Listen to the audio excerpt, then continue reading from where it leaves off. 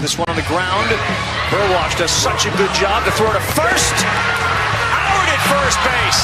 Ryan Chapman's like, timeout. Whoa, nobody. That was major league stuff. Like, no. Check on that. In fact, Chappie's sitting down. Ray reversed the call, and Chappie wins his appeal. Chappie. Come on now, big fella. You just follow him with the eyes. It wasn't a whole head. Making sure everybody got back to their position.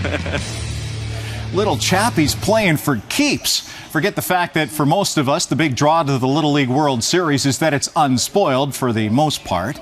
But even the paid athletes can be poor sports. Ample proof of that in the SportsCenter Top 10.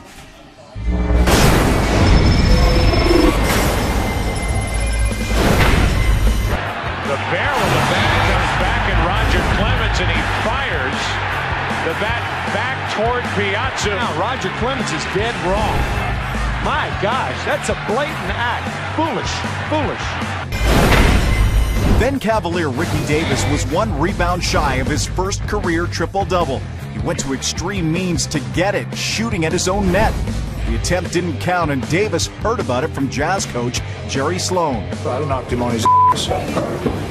You try to embarrass a team after a 20-point lead, you're damn right. I'd knock him down. And so it is Alfredson with 5 left in the period. Did Alfredson shoot that puck and Niedermeyer did? Look at how he changes his body. He identifies, and then that's absolutely. Players know that. That's why Niedermeyer's all over Alfredson now. That's classless. 2015 Rogers Cup Nick Kyrgios unhappy after dropping the first set makes an inappropriate comment to Stan Wawrinka. Kyrgios was later conditionally suspended from ATP Tour events and fined $25,000. This is just uncalled for in the NFL. Watch the knee here being stuck out on purpose to trip up Nolan Carroll. Not sure who that person is, but they should be ashamed of themselves for that type of action. You're asking for me to give you a logical explanation for an illogical act. I can't do that. I can't explain it. 2003 World Track and Field Championship, John Drummond is disqualified after a pair of false starts. He protests by laying on the track, refusing to leave. He finally ended his protest in tears. This is my dream. You're telling me to walk away from my dream, and you're asking me to give up something that I worked all year for. You know? And there are rules to this game. They changing the rules. Every time we step to the line, they're changing the rules. I didn't do anything wrong. After scoring a touchdown against the Cowboys, Terrell Owens runs to midfield at Texas Stadium to celebrate in the Dallas logo. Emmitt Smith responded by reclaiming the star, but after finishing off the Cowboys, Owens heads for the star again, only to get clocked by George T. Call it tactics, call it antics, call it effective in the end. This is unbelievable. I've never seen anything like this. It stood out on the handshake line that you and Martin Brodeur did not exchange pleasantries afterward. Well, everyone talks about how classy, unclassy I am, and Fatso there just forgot to shake my hand, I guess, so. There go the runners. The pitch is on the way, and Basala lifts a high pop-up. Howie Clark on the left side of the infield is there, and the ball falls in. A-Rod might have said, I got it about right here, and Clark let it go. I said, ha, that's it. That was camped under it, and then I heard mine, so I pulled off. Yeah, I just said, ha. I said, ha, that's it.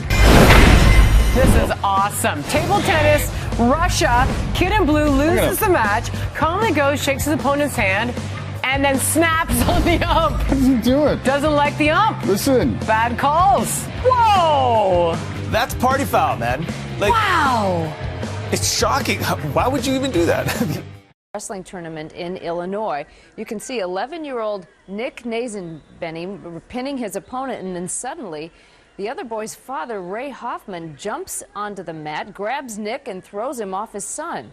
Hoffman claims his son suffered a shoulder injury from Nick's maneuver, but the wrestling coach says the move used may be uncomfortable, but it's not illegal. I'm going to get you tonight because you let me down, brother. No, I'm not. You did. I don't give what you do. You let me down. I don't care if you're going to play 100%. I'll get you, buddy. Cry. School sports get underway across the state. One team is coming up short, but that team you have to play the game. We're talking about the officials. News Channel 5's Julia Bruck looks at what's causing this shortage. For nearly 3 decades, I loved it. George Meems wore a black and white striped uniform come high school game day. The verbal abuse to me was like water off a duck's back. But that's not the case for many officials. Meems says game atmosphere, from the coaches to the fans and even sometimes the players, are a large part of the cause of a statewide shortage. Some of the language they have to deal with, some of the physical actions they might have to cope with, that sometimes it's not worth it. He broke my nose, broke it right across the bridge. The septum was deviated 40%, and he fractured my left orbital right underneath the eye. Steve Farinacci was mugged, but not in some dark alley by some stranger late at night. Farinacci is a soccer referee in Port St. Lucie, Florida, who was attacked in broad daylight by a coach. 5 minutes into the second half, I call foul against the Port St. Lucie team. The coach came up off the bench, slammed his clipboard down, and proceeded to start yelling at me. But that was just the beginning. Farinacci says the coach kept up the tirade and even started cursing at him. Fed up with the verbal abuse, especially in the presence of kids, Farinacci called off the game and started walking off the field. I'm approaching the clubhouse when he says, "You said you couldn't talk to me out on the field. Will you talk to me now?" And I'm right here. And I turn, and you can see I turn, and I said, "Sure." He's approaching me rapidly. When he does that, he bumps into me. I mean, with the force. I mean, he's a big guy. Backs me up into the door like this, and I knew I was in trouble. You can see he proceeds just to slam down on my head, and I just stumble into the clubhouse. And this camera right here? Yes, caught it. A surveillance camera right outside the clubhouse caught the whole thing. The coach, Maurice Lesmis, confronts Farinacci and headbutts him. Lesmis, who refused to do an interview with Real Sports, pled no contest to battery, was sentenced to 7 days in jail, and given 1-year probation.